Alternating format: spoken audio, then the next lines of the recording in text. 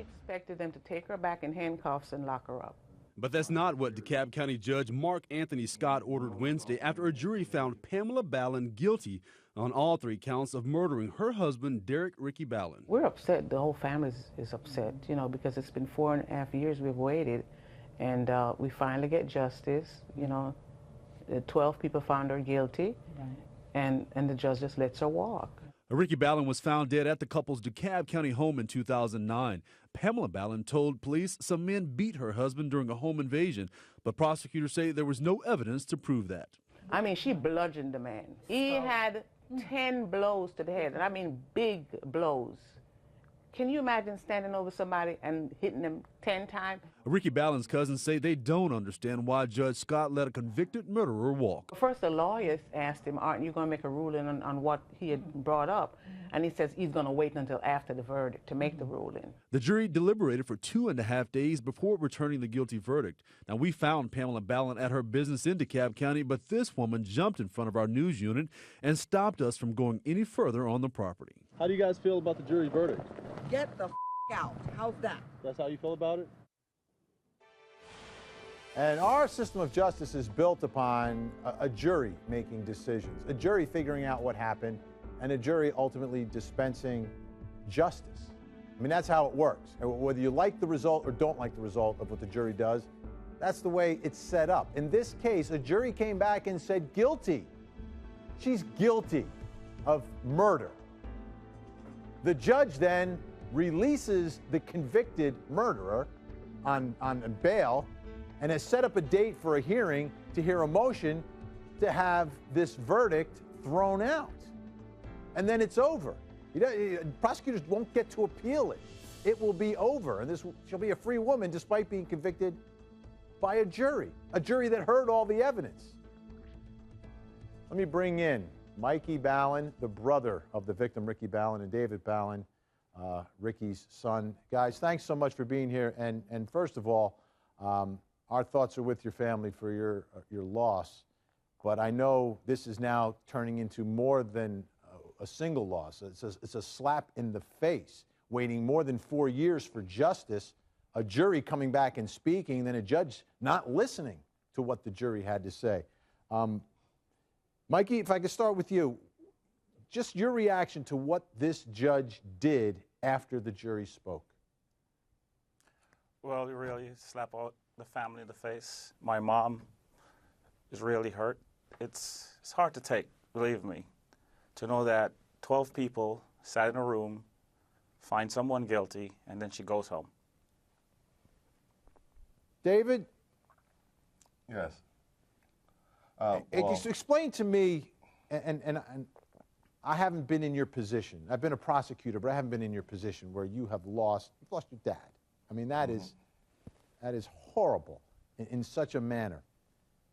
Explain to me how you felt at the moment of the verdict, and then how you felt after the judge did what the judge did in this case.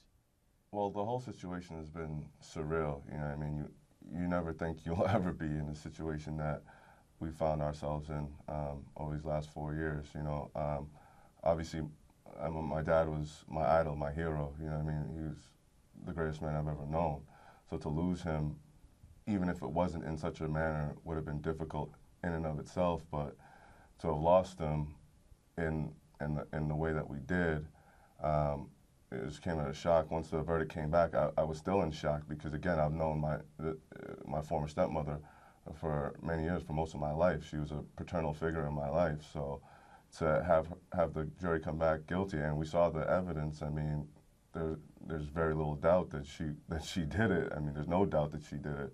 For the jury to come back guilty and then have the court release her was a shock to the system. We've been waiting for this for so long, just to find out exactly what happened and to have some finality, some closure to this.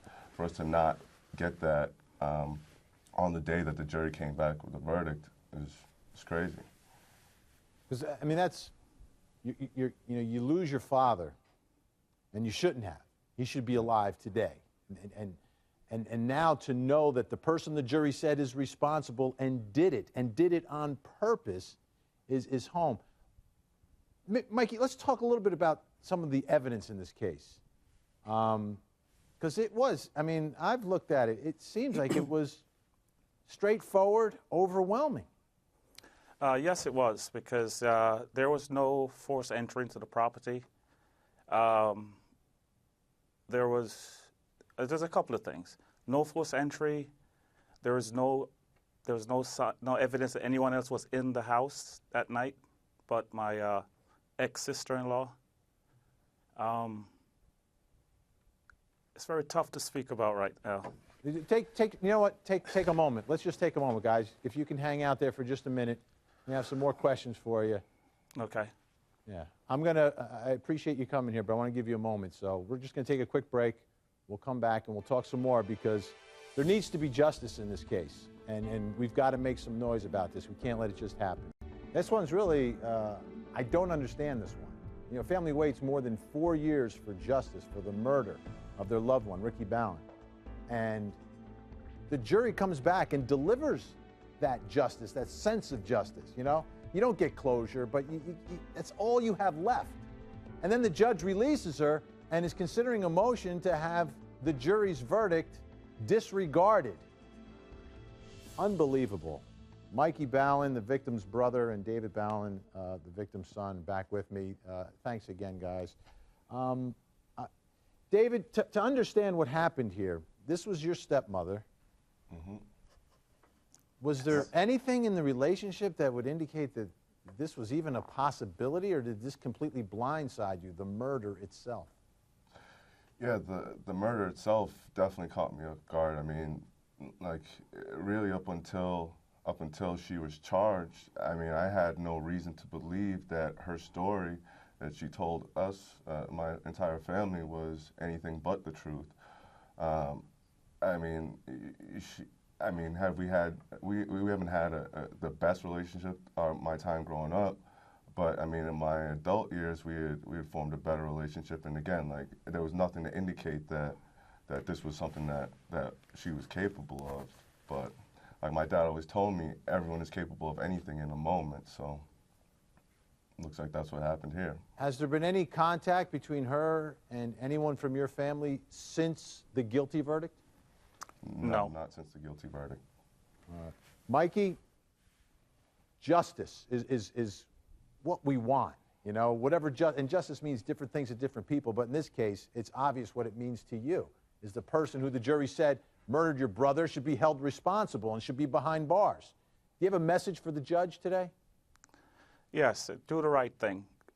12 people found her guilty last week, Wednesday, and I thought that she'd be handcuffed and walk to the door to the left, but no, she walked through the main door, and you know, they should arrest her today, right now, and you know, send her to jail, prison, for the rest of her life. Because what she did was very vicious, and you know, I cannot believe that someone that I know could do that to someone who she's supposed to have loved for 24 years. 24 years. David, the other part of this that is still lingering out there, there's a hearing. There's for this directed verdict, which means the judge didn't decide before the jury a motion to have the case thrown out. He reserved on it. And then the judge is setting a time where he's going to make that decision after the jury's already spoken. If, in fact, he delivers this directed verdict, she walks. Yeah. What would happen? I mean, what does that do to someone whose father has been murdered? To have a judge overturn and say, you're free to go, despite what our jury said. I mean, it would tear me apart. I mean, look, I mean, it's like I said before, it's difficult enough losing your father, but to lose him in the manner in which I lost him, which my sister and I lost him, I mean, it is unthinkable. And for the court not to seek justice, you know, for my father, the victim, and to side with the convicted murderer, it seems like a ludicrous ending to this. I mean, I can't imagine it. It seems unfathomable to me. So, I mean, we're just hoping for the best, that the court will make the right decision and allow the system to work the way it's supposed to work, which you alluded to at the beginning of this segment. You know, I mean, it's supposed to, our system is set up where the jury decides. The jury has decided, so the court should act on the jury's decision. You know, our system is a lot of courts, they have victim advocates, people who help people in your position. Has that support and help been there for you guys? Has someone been there to help you work through all this, or you basically been on your own? Yes, someone has been there, and she's really, really a lot of help to us. She's been there from day one, from Pamela was arrested, and she's still working with us as we speak. Oh, good. I'm glad. I wanted to make sure that there's someone there that is at least helping you through this difficult time. I mean, all we can do is make noise about it and let everyone know what's going on inside this courtroom so it doesn't happen behind closed doors, you know, and no one finds out about it. And we're going to stay on the story. And again, our thoughts and prayers are with your family, guys. Thanks so much for sharing your story, and hopefully justice in the end here.